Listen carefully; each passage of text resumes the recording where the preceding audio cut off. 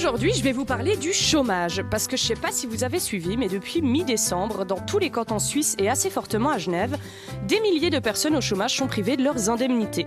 Alors qu'est-ce qui a bien pu causer une situation aussi dramatique dans notre pays ? Vous allez voir, l'histoire est complètement folle. Tout a commencé quand l'État fédéral a voulu changer son système d'exploitation informatique et du coup... Ben non, c'est tout. Voilà, ils ont pas réussi, quoi. Hop, c'est la merde. Allez, mauvais. Non mais on est tellement nuls en informatique, la Suisse c'est fou, quoi. On a des ports-francs à Genève remplis de tableaux de Picasso et de lingots d'or, mais on peut pas payer le chômage parce qu'on peut pas mettre en place un logiciel. Ah non mais je vous jure, on n'est pas les plus aiguisés du tiroir, hein. Je pense qu'à l'office du chômage, pour eux, un serveur, c'est juste un type qui t'apporte un café au bistrot, quoi. On est débiles. D'ailleurs, je tiens à rassurer tous ceux qui pensent qu'ils vont se retrouver au chômage à cause des robots. Bah, sachez que les robots, ils arrivent pas encore à payer le chômage. C'est fou, je veux dire, à la base, on est quand même la nation qui a inventé les tunnels sous les montagnes. On est des psychopathes de la logistique. On a construit des chemins de fer à 2000 mètres d'altitude, des milliers de bunkers sous nos maisons. On a de quoi survivre à une attaque nucléaire, mais pas un changement de système de paiement. Faut peut-être revoir les priorités, la Suisse, hein. Tu ressembles un peu à ton pote, tu sais, qui a une hygiène de vie dégueulasse, qui filme 2 paquets de clopes par jour, qui sniffe des trucs retrouvés sur des cuvettes de chiottes en soirée et qui est là. Non, mais moi jamais je me fais vacciner, hein. C'est pas quel genre de merde ils peuvent mettre là-dedans.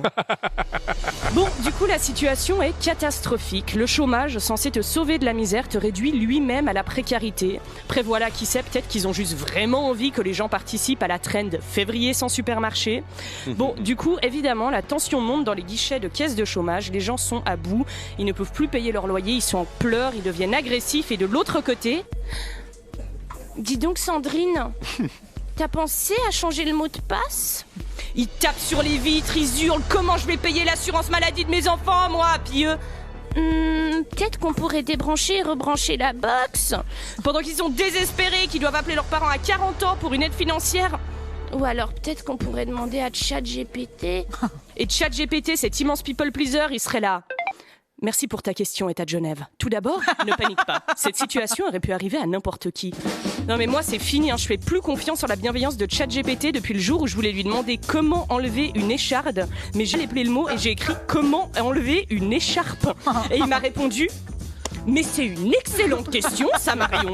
Enlever une écharpe peut être un sacré défi. Non, ChatGPT, enlever une écharpe est un sacré défi seulement si tu as moins de 16 mois. Arrête. Bon, du coup, c'est tellement la merde dans les bureaux de chômage qu'ils ont dû engager des agents de sécurité pour calmer la colère des chômeurs. Et ça, c'est quand même une très bonne nouvelle parce que ça crée de l'emploi, quoi. Dans un bureau de chômage, maintenant, en 30 minutes, tu peux passer d'être le mec qui dit « C'est un scandale, rendez-moi mes indemnités !» à être l'agent de sécurité qui répond « Hé, calmez-vous, ils font de leur mieux, ok. » C'est quand même marrant, hein, parce que quand t'es chômeur, dès que tu commets une erreur, t'es sanctionné financièrement. Et quand t'es la caisse de chômage, dès que tu commets une erreur, c'est aussi les chômeurs qui sont sanctionnés financièrement.